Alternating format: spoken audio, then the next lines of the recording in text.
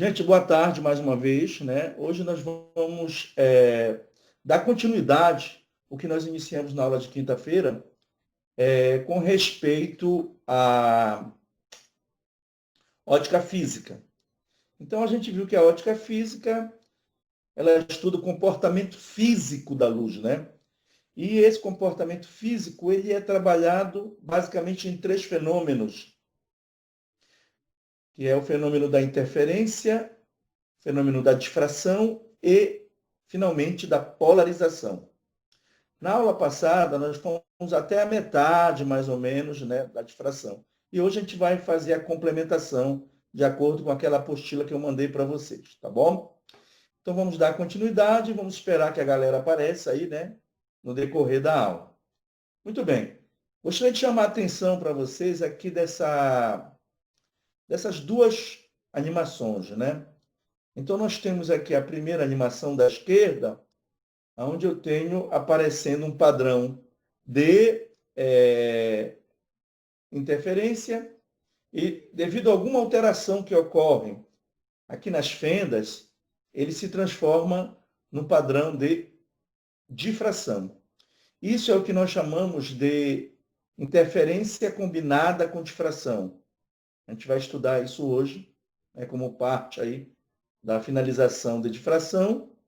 E do lado direito, nós temos aí uma luz, né, um feixe de luz polarizado, tá? Preste bem atenção, ele está polarizado e passa através desse material. Quando o ângulo, melhor dizendo, quando os planos de polarização coincidem com a polarização do feixe, ele atravessa o material, ok? Quando o ângulo é 0 grau. E quando o ângulo é 90 graus, a luz é extinta. Então, é mais um ponto que nós iremos hoje, né, dar continuidade falando da polarização. Então, eu queria só chamar a atenção de vocês aí nessas duas animações que nós temos aqui no início da aula. Tá? Vou sair para eu passar lá para a aula de hoje, né?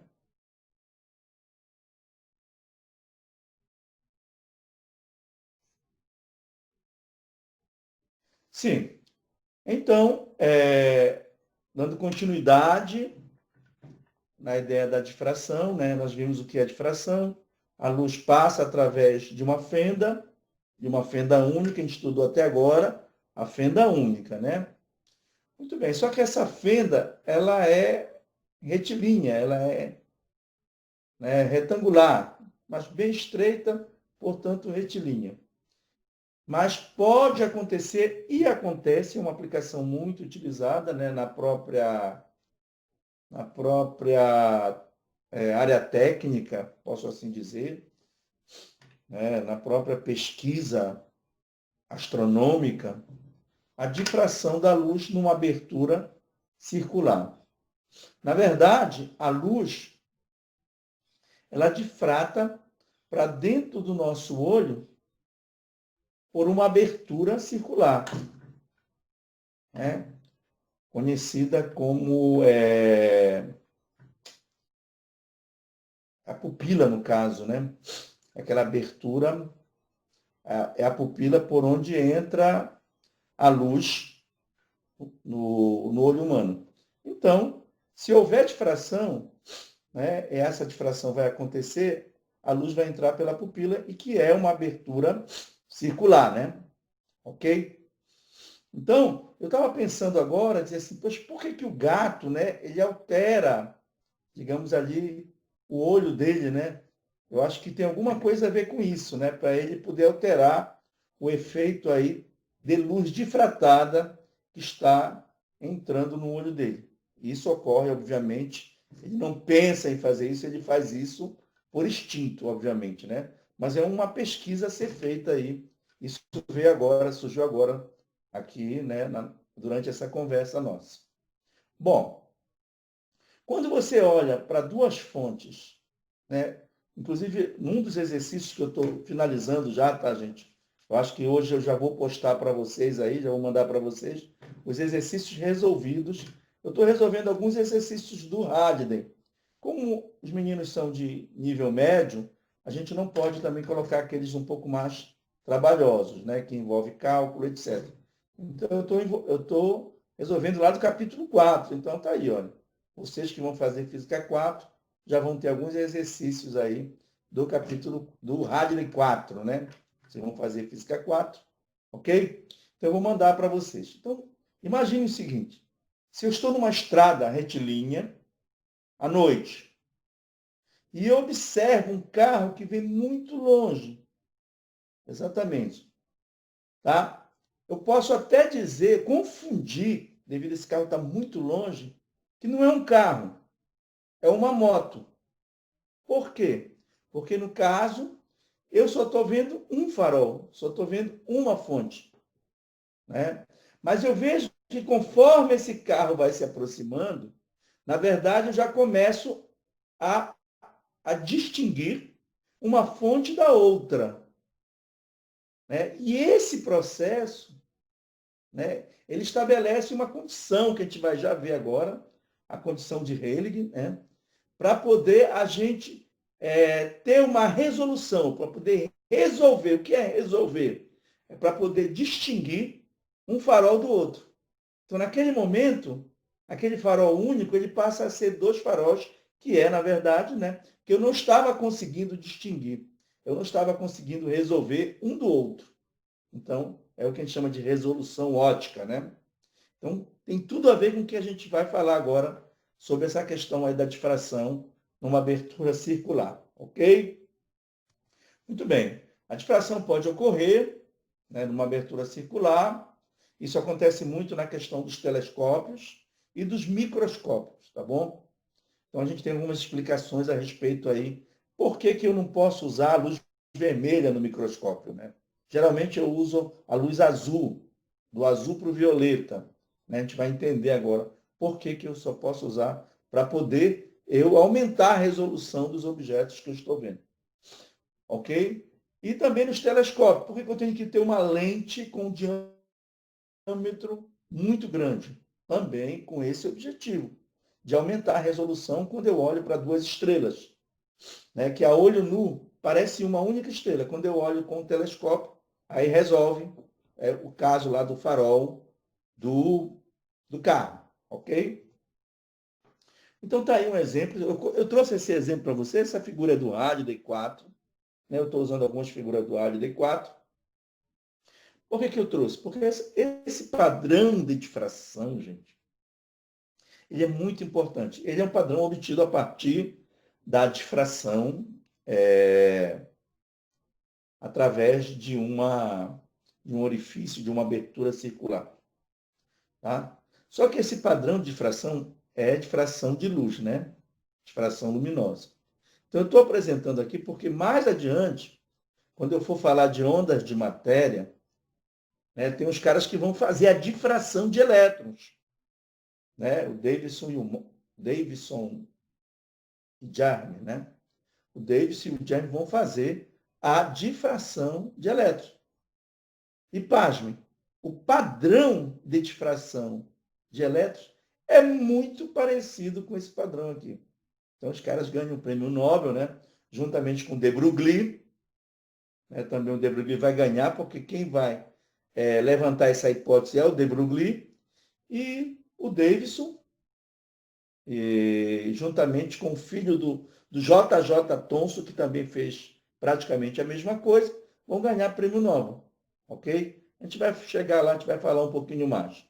Bom, isso já para a semana, sem ser essa que vem agora, na outra semana, né? Isso é um curso muito relâmpago de Física 4, né? Ok? Muito bem. Então, para a ocorrência do primeiro mínimo, em se tratando de abertura circular, o ângulo é dado por esse valor que está aí, 1,22 lambda sobre d. Então, é isso que a gente chama de distância angular, né? É dado por essa expressão. Então, baseado nessa expressão aqui, o que vai acontecer?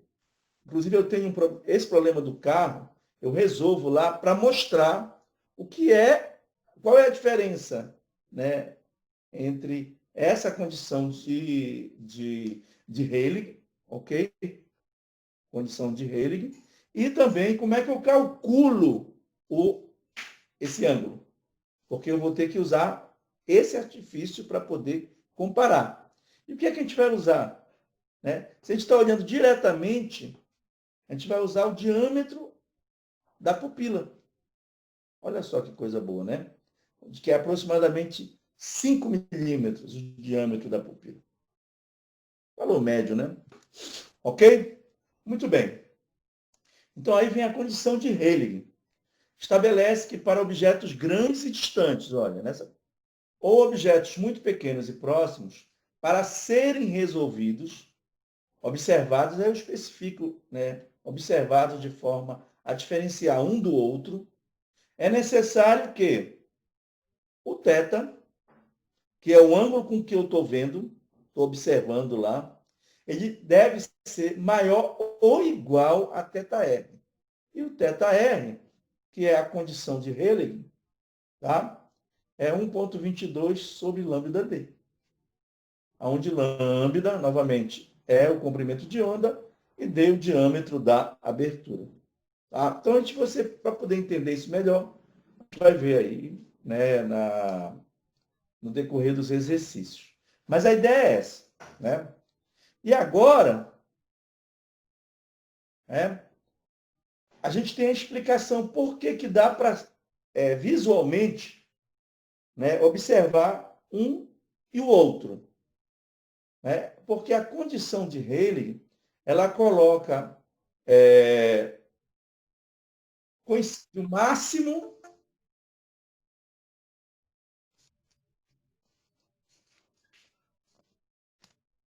o máximo de difração de um dos objetos, de uma das fontes, com o mínimo de difração do outro. Tá? Exatamente acontece isso. Tá? Novamente, a condição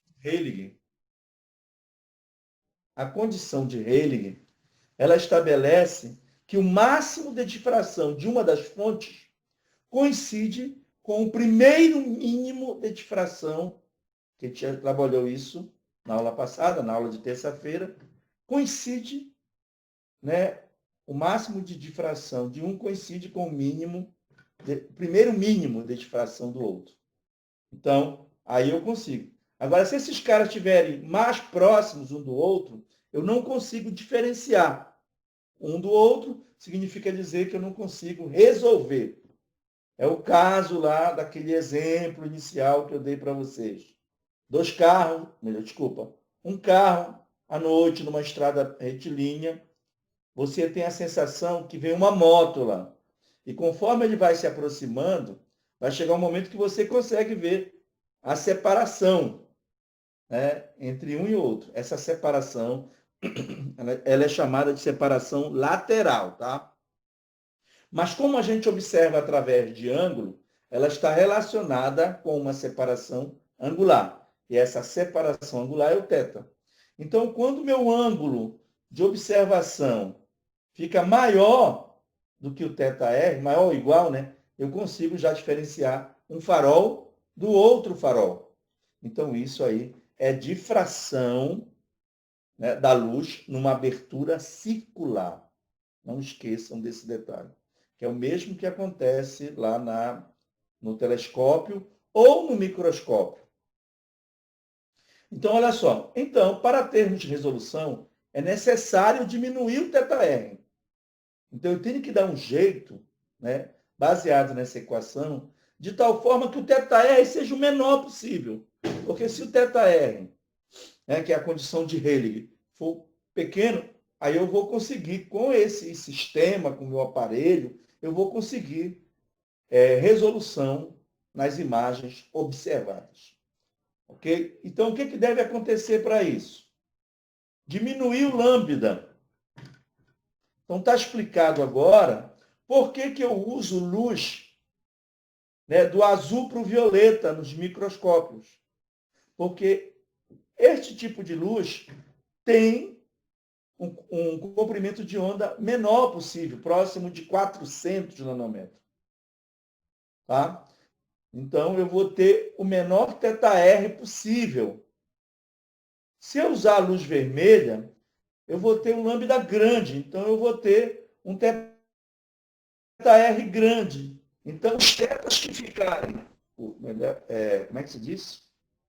Essa distância angular que eu observo ficar menor que o θr, eu não vou conseguir resolver, tá? Não vou conseguir diferenciar uma fonte da outra. Tá? Então, isso acontece no caso dos microscópios. Ou aumentar o diâmetro, né, da abertura. É por isso que alguns telescópios, a lente, né, por onde vai passar a luz, que vai ser, obviamente, aí, difratada, ela tem um diâmetro relativamente grande. É só você imaginar aí, né, esses telescópios monstruosos aí que existem, né, de observação aí, consegue diferenciar uma coisa da outra. Então, fique atento para isso aí.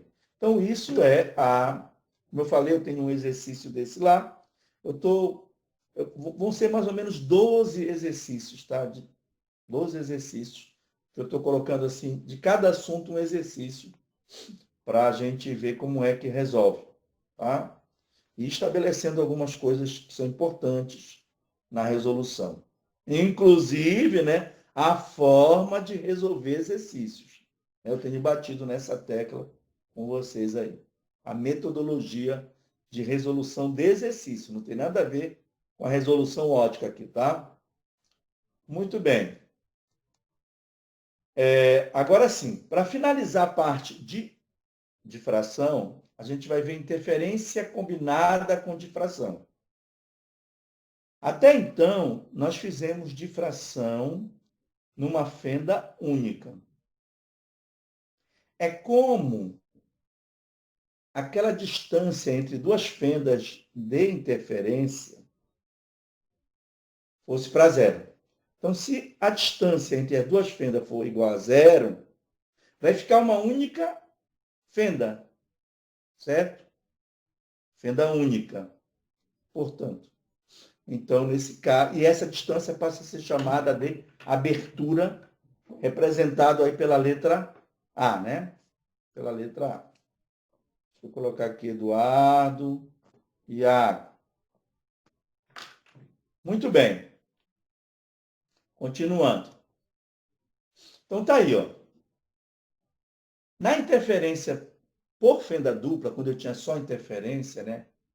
É importante que a fenda ela tenha uma abertura bem menor que o comprimento de onda. Quanto menor for a abertura, tá? Eu vou conseguir ter um padrão de interferência, né, de franjas de interferência, um padrão uniforme.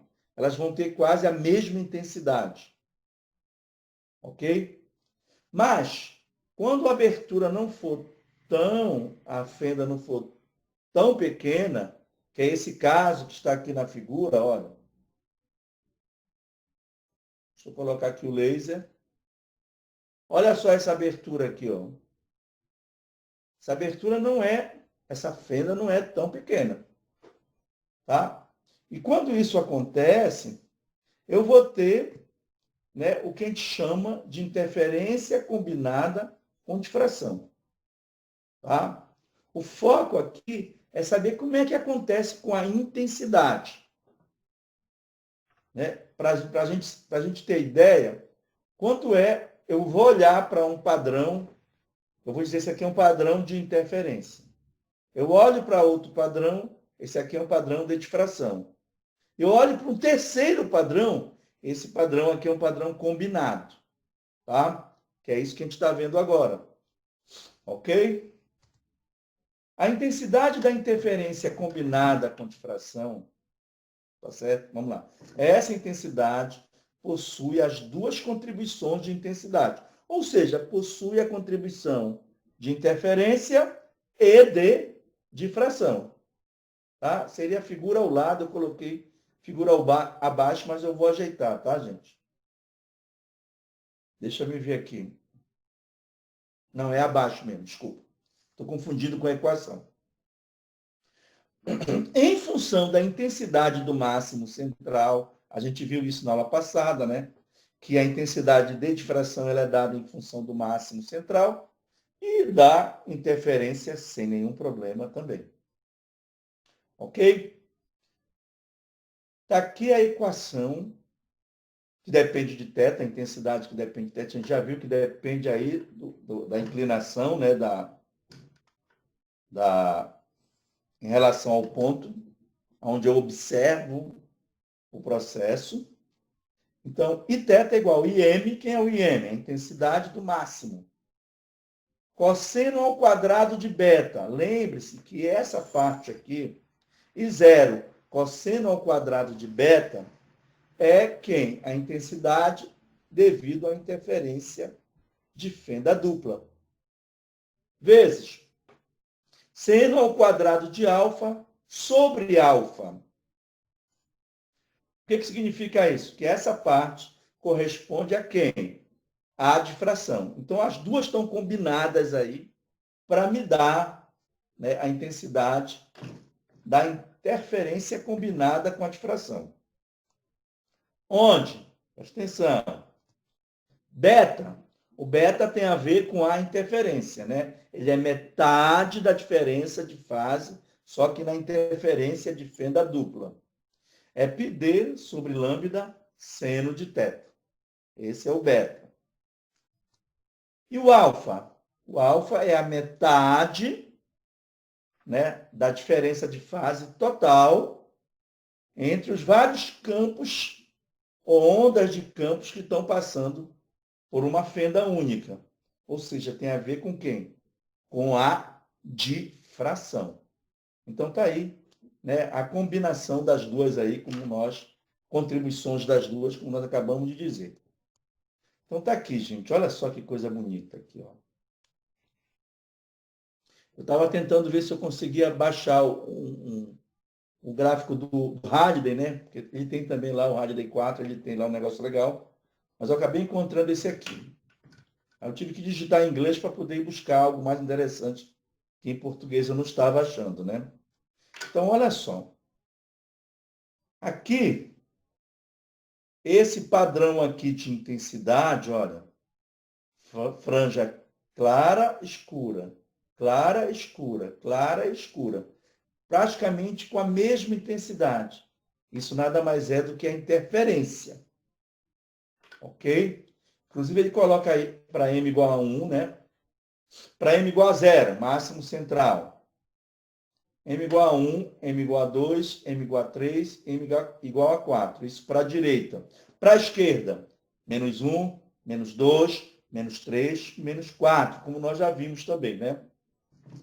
Então, nós temos aí, né, marcado aí, apontado aqui pelo laser, o padrão de interferência, que seriam aquelas franjas lá, uma clara e uma escura, uma clara, uma escura, onde todas as claras ou franjas brilhantes, tá, possuem mais ou menos a mesma intensidade, ok? Nós vimos isso aí, é igual a 4, não estou lembrando agora, cosseno ao quadrado de beta, né? Quando eu calculo I sobre 0. Ok? Então, esse padrão aí é o padrão de interferência. Vamos ver o padrão só de difração. Está aqui, o padrão só de difração é esse aqui, ó. Eu estou acompanhando. Aqui eu tenho o máximo central, certo? E aqui eu tenho o primeiro mínimo. O primeiro mínimo, né? Não esqueçam que é A seno de θ é igual a lambda, né? Esse primeiro aí é o 1.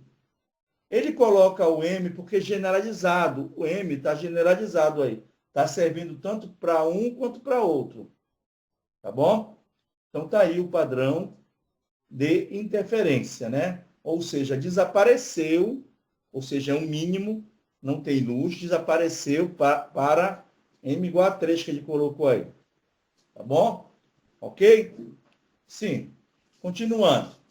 Então, quando eu combino esses dois padrões, o de interferência com o de difração, o que vai aparecer é esse em vermelho que está aí. Esse em vermelho é o combinado. Ou seja, como é que eu vou identificar um padrão de intensidade combinada, interferência e difração? Quando eu tiver o máximo de difração, e dentro dele eu vou ter várias franjas, né? Que seriam algo de um ajuste fino aí, né? Que a gente costuma dizer. Dentro de difração. Então, é assim que a gente vai observar o padrão combinado, tá? Ou seja, a difração, agora eu vou falar tecnicamente, né? A difração, ela modula a interferência. Então, tá aqui, ó.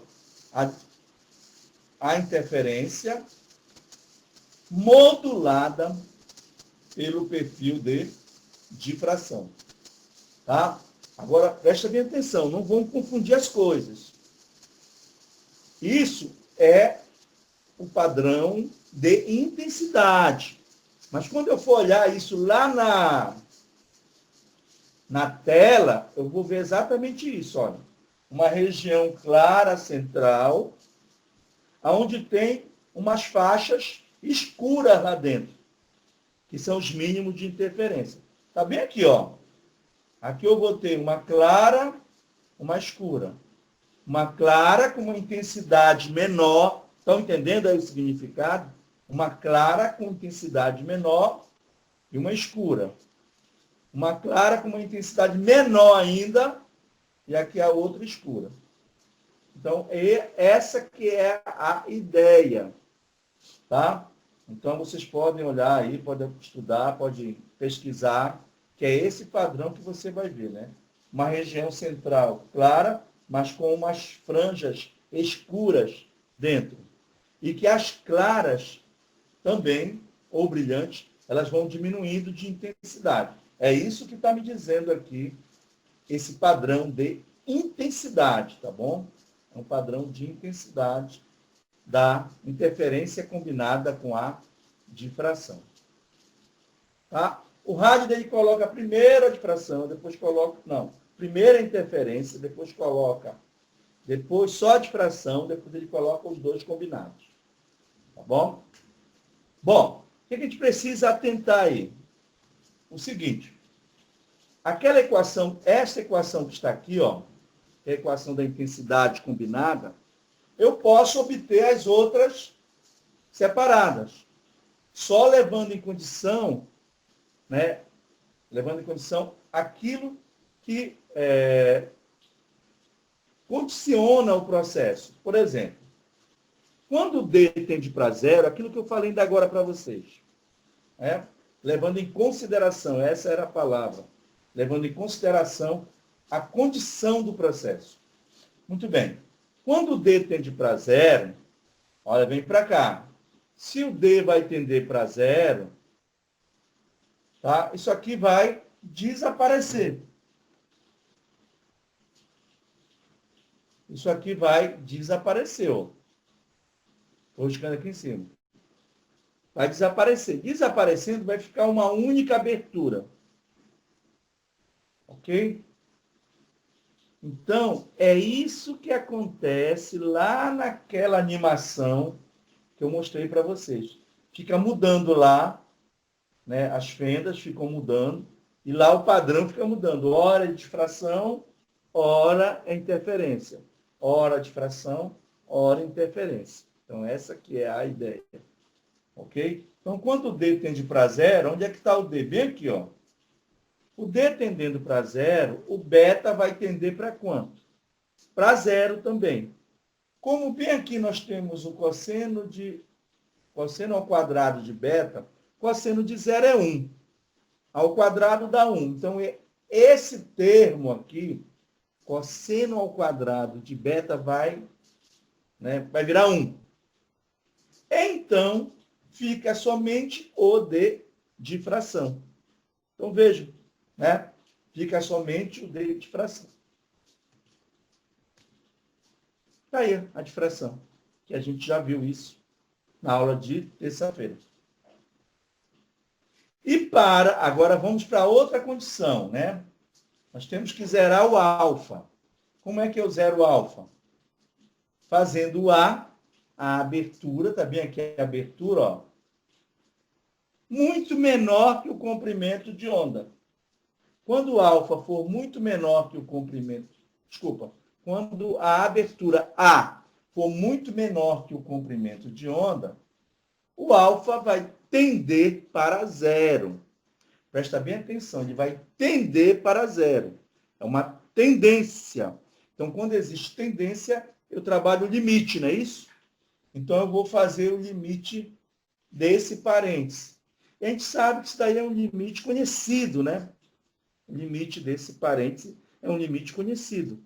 Limite de seno ao quadrado de alfa sobre alfa, quando alfa tende para zero, né? É um limite chamado de limite fundamental. Tá? Vocês viram isso, acredito, lá em cálculo 1. Então, o limite de seno ao quadrado de alfa sobre alfa, quando alfa tende para zero, dá 1. Então, esse parêntese vira 1 quando? Quando a abertura, quando a fenda fica com uma abertura muito menor que o comprimento de onda. Então, esse parêntese vai virar 1 e nós vamos obter o quê? A intensidade, né, para interferência de fenda dupla, que foi o que nós vimos lá na interferência também na aula passada. Então, vejam, aqui nesse slide eu trabalho essa interferência combinada pelo fato de que ela é importante na identificação de padrões. É super importante isso aqui, tá bom? Muito bem. Agora, finalmente, vamos para a última parte, o último fenômeno, que é a polarização da luz. Né? A luz pode ser polarizada. Então, de maneira geral, o que é a polarização?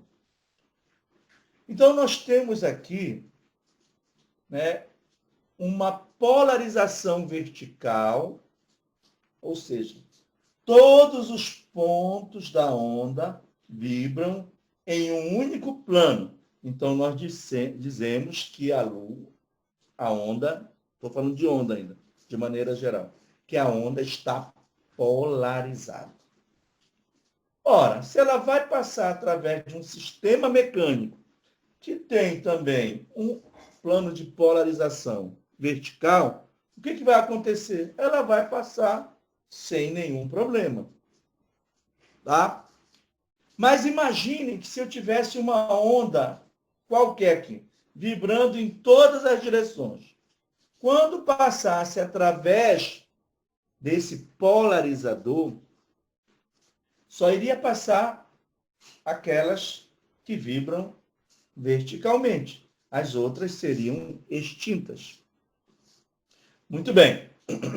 Mas se eu for passar através do polarizador vertical, uma onda polarizada horizontalmente, o que vai acontecer? Essa onda vai se extinguir.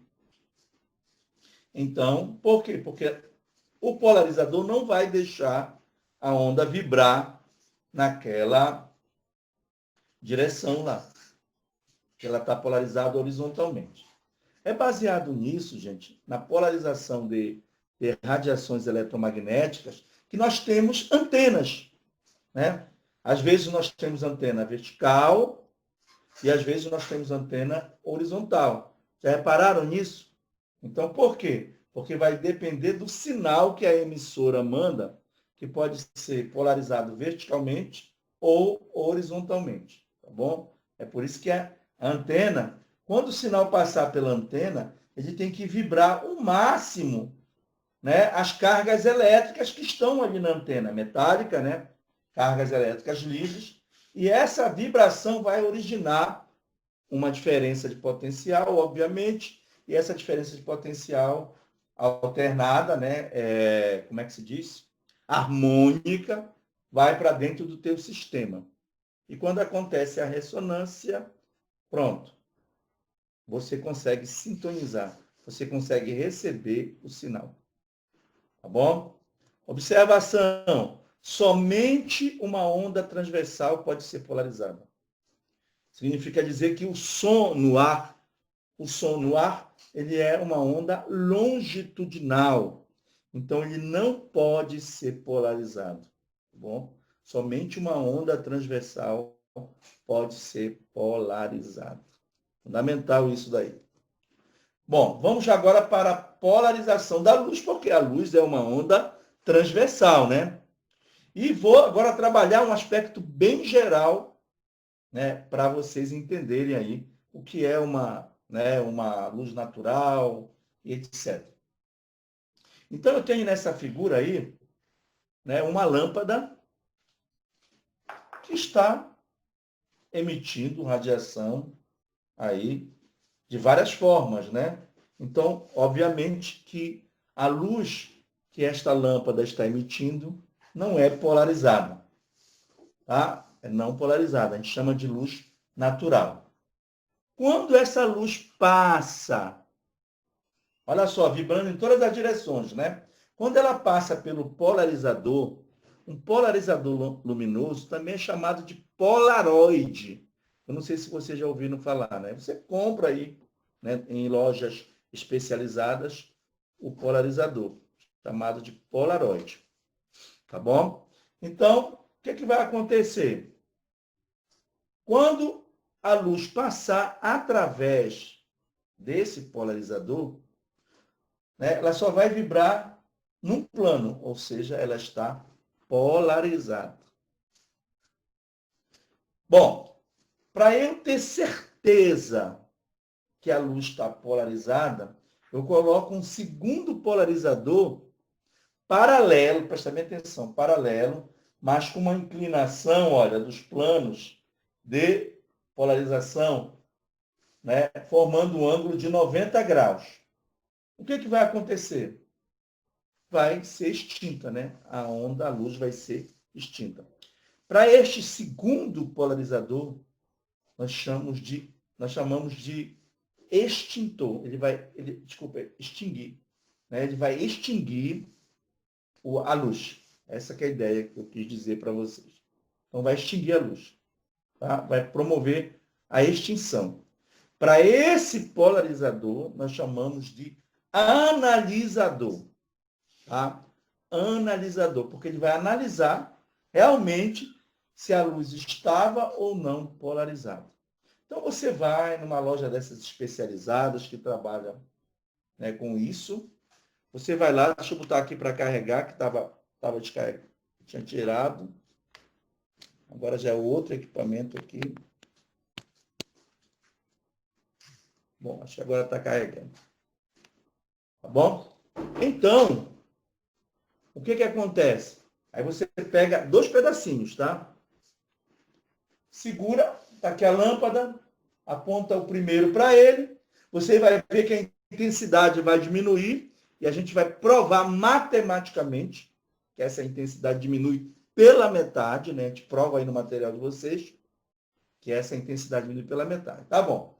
Aí você coloca o outro aqui, ó, depois dele, tá? O primeiro apontando para a luz e o segundo depois. Aí você vai girar esse segundo. Vai chegar um momento em que a luz não vai atravessar o segundo polarizador. Por quê? Ele está servindo como analisador. Ou seja, o plano de polarização deles formou um ângulo de 90 graus. Então, tudo isso que eu estou falando para vocês, eu tenho que demonstrar matematicamente.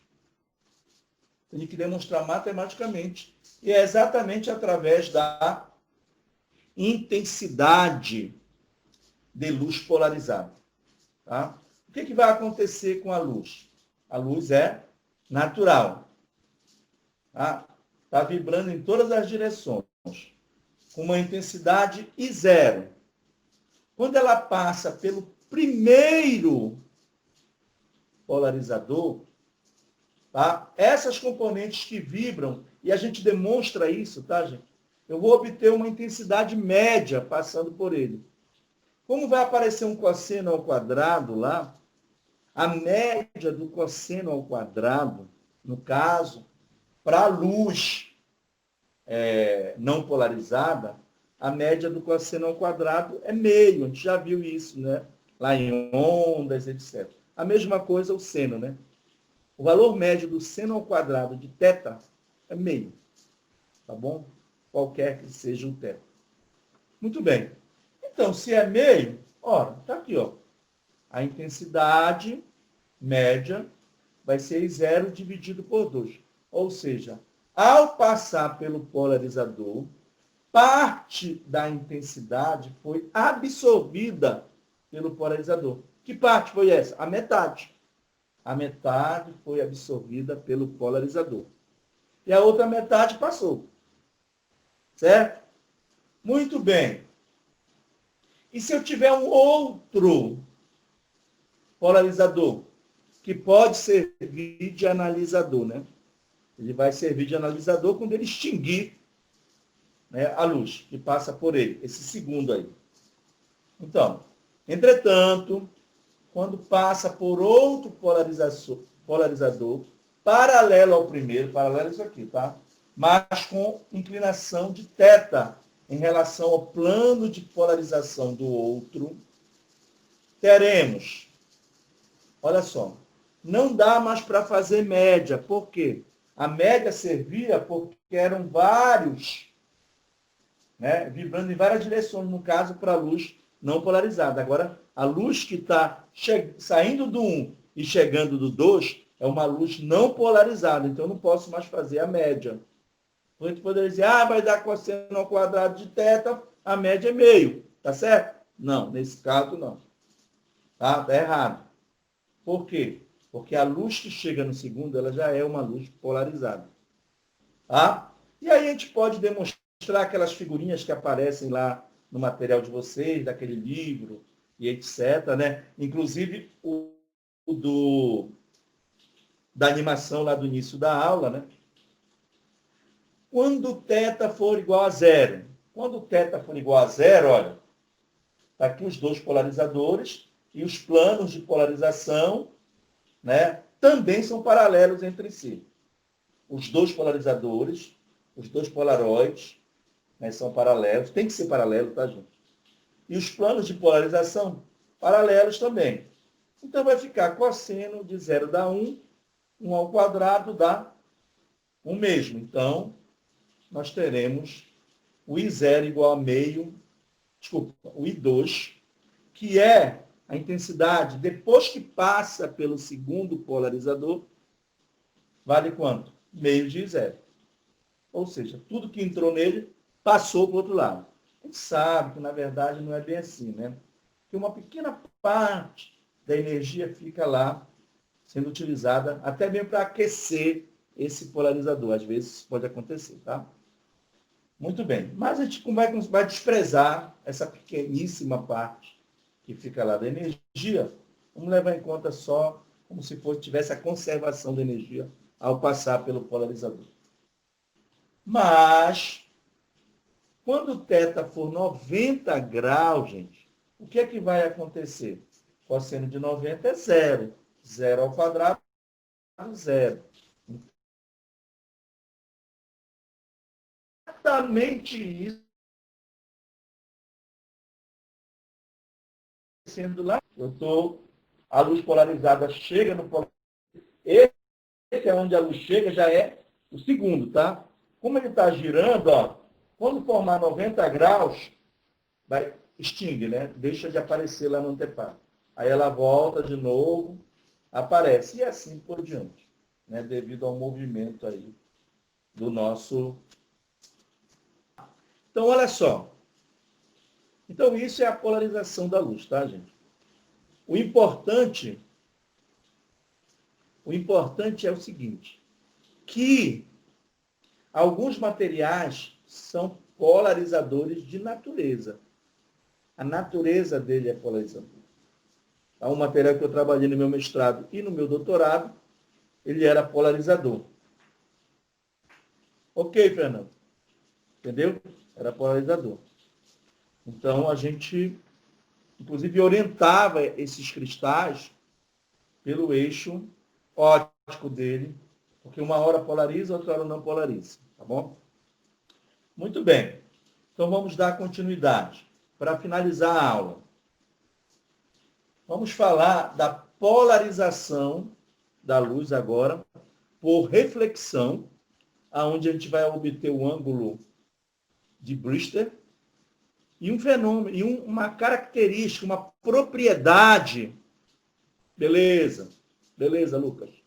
Uma propriedade, voltou aí do Lucas, né? Uma propriedade de alguns materiais de terem birrefringência.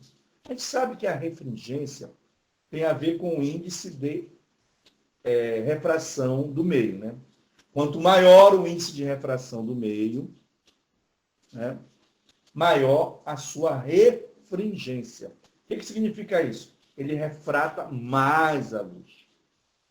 Ele desvia mais a luz. Tá bom? A gente vai já falar desses materiais aí também.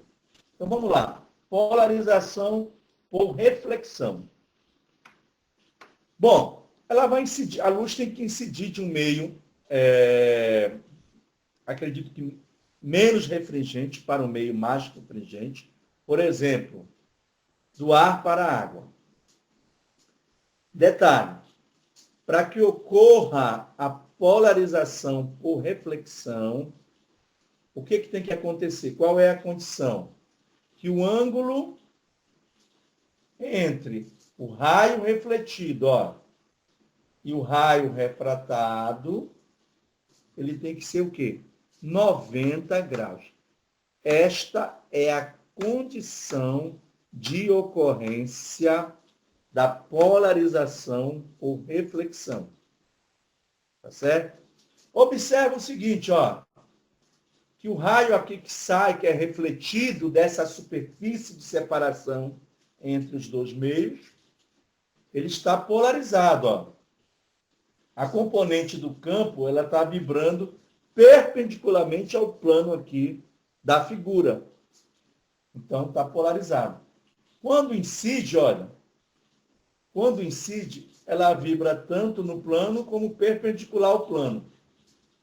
Porque está no material de vocês que eu posso combinar, eu posso combinar uma polarização natural só com duas componentes, uma vertical e outra horizontal. Porque as demais podem ser escritas em torno dessas duas. A gente já viu isso, está cansado de ver, né, das componentes, horizontal e vertical.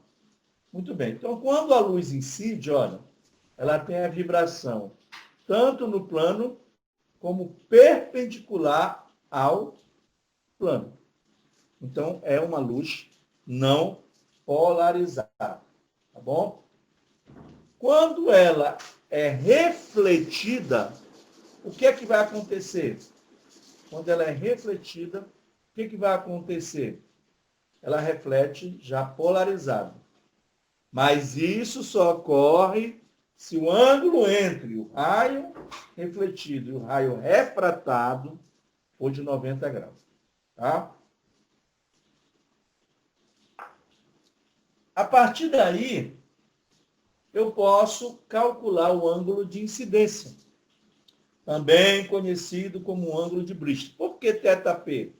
θp porque é o ângulo de incidência para que ocorra a polarização por reflexão. Então, o ângulo de Brewster é isso. Então, eu vou aplicar aquela lei da refração lá e vou obter, né, obviamente, a segunda lei da refração e vou obter, aplicando essa condição aqui, gente, Se eu somar esse ângulo, Vem aqui, que é o ângulo, é o θp, certo? Porque o ângulo de incidência é igual ao ângulo de reflexão. θp com 90 com θ2 tem que dar 180 graus, certo? Logo, o θp com θ2 dá 90. Então, eu vou aplicar lá, né, é seno lá, né? O seno da diferença. Aí eu coloco o seno de θ2, vai ser o seno de 90 menos θp. Então, eu aplico aí a condição do seno da diferença de dois ângulos, e aí eu vou obter, no final, eu vou obter uma tangente. E o θp é o arco tangente, né? O tangente a menos 1 de N2 sobre N1. Então, por isso que eu disse, né? Então, o N2 aí tem que ser mais, o meio 2 tem que ser mais refringente. Então, está aí como se calcular o ângulo de Bristol. É uma aplicação direta, mas se liga aqui, olha, eu estou resolvendo um problema lá no exercício, que foi de algo que eu não trabalhei na teoria, eu aproveito e faço toda a explicação lá, que é para você absorver, tá bom? Muito bem. Birrefringência para finalizar a ótica física, né? Certos cristais possuem a propriedade de apresentar duas imagens por refração. Figura ao lado, está aqui a figura. Observa aí, ó. Eu tenho um cristal, que é um cristal de calcita, né? Carbonato de cálcio. De calcita. E debaixo dele tem um lápis. Então, eu tenho duas imagens. Eu estou vendo duas imagens. Uma, que é aquela que seria uma imagem, digamos assim, normal, comum, quando o material não é birrefringente. E olha que aparece do lado aí, um pedaço do lápis, né? Uma imagem do pedaço do lápis. Por quê? Porque esse material possui dois índices de refração. Quais eles são? O ordinário, que é aquele que a gente sempre trabalha normalmente, N igual a V sobre N igual a C sobre V, tá bom? E o extraordinário, que só aparece para determinados materiais. Até agora tu vai me perguntar assim, mas o que isso tem a ver com polarização? Vou dizer, calma aí, né? Tu vai já ver por que a polarização está relacionada, né? Muito bem. Esses dois índices de refração originam feixes polarizados. Então, não é pouca coisa, não. Eu vou obter, a partir desse material, feixes polarizados, luz polarizada. Aí volta para o objeto da aula, que é polarização. Com planos de polarizações distintos, ou seja, se um for vertical, né, o outro é horizontal. Tá bom? Conforme indica a figura A ao lado. Vai já lá para a figura. No caso do cristal de calcita, como eu falei, carbonato de cálcio, temos as frentes de onda ordinária, são aquelas frentes de Huygens, né? Ou Huygens, né? Que é lá da difração de Huygens, que explica a difração, ordinária e extraordinária. Figura B ao lado. Então, observa aqui, ó.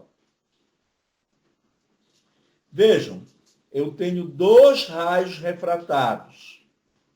Um com índice de refração menor, cuidado para não confundir isso, tá? Com índice de refração menor, que geralmente é o extraordinário, olha o que acontece com a luz.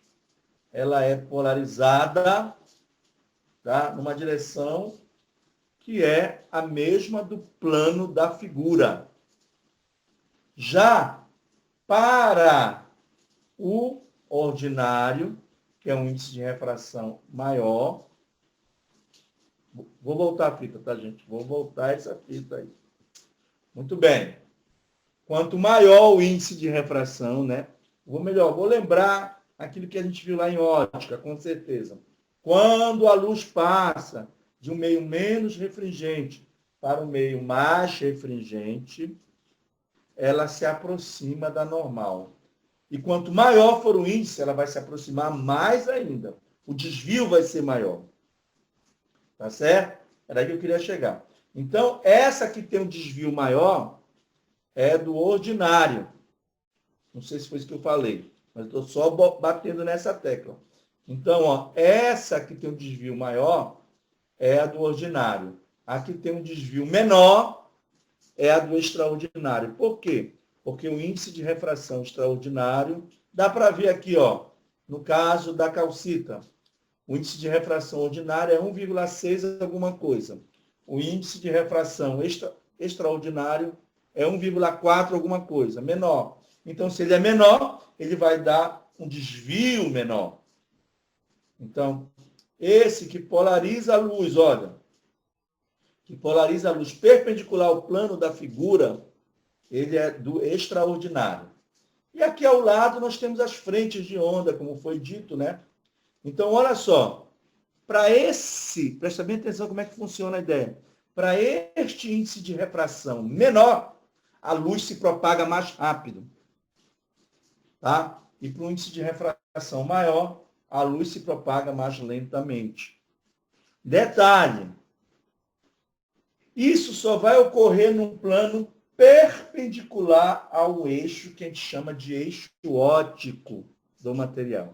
Então, veja bem, eu tenho aqui como identificar o eixo óptico do material. Como é que eu faço? Olha, eu tenho esse pedaço de calcita aqui, eu faço isso, olha, não está coincidindo, ou seja, tem uma luz que está indo mais rápido que a outra. Então, esse não é o eixo óptico. Quando eu virar, se eu tivesse um bloquinho aí de calcita, né? Presta bem atenção. A gente está gravando, é calcita, tá? Calcita, carbonato de cálcio. Se eu tivesse um bloco e virasse, continua gerando, né? Duas imagens. Então, não é o eixo óptico. Aí, vou para o terceiro, é o único que resta, né? Quando eu giro agora para o terceiro, aí eu passo a ter só uma imagem. Opa! Encontramos o eixo óptico do material. Gente, isso é tão importante na ótica, né? Descobrir qual o eixo óptico de um certo material. O quanto ele é afetado quando eu dopo o material. Cara, isso é muito importante. Tecnologicamente, podem acreditar. Como eu falei para vocês, material é a minha praia, né? Já estudei a ótica dos materiais quando eu fiz o meu doutorado também. Então, é importante a gente entender esse processo. Primeiro, desde lá da aula passada, né, retrasada, que a propriedade ótica ela é originada a partir da magnética com a elétrica, combinada, né? O μr e o kappa, que é a constante de elétron. E a gente vê esses fenômenos acontecendo. Tudo isso, quando a gente vai estudar, a gente tem que levar em conta, tem que levar em consideração todos esses processos. E a gente usa esses modelos matemáticos que a gente apresentou na aula de terça e na aula de hoje, para poder caracterizar os materiais. Tá? Ou seja, esse material que eu fiz uma dopagem nele, ele conseguiu ter uma propriedade mais muito melhor do que a outra que tinha no puro. Então, aí começa a se fazer tecnologia. Ok?